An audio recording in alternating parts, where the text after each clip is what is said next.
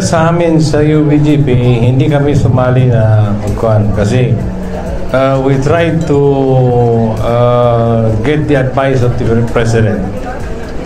Ang advice ni President, sabi niya, kailangan na sabi niya na ma-elect kayo. Kasi sabi niya, if you are elected, your mandate is stronger kaysa yung appointed kayo.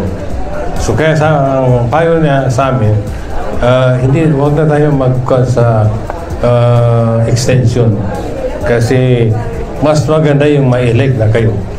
So kaya hindi na kami we did not participate in requesting for extension.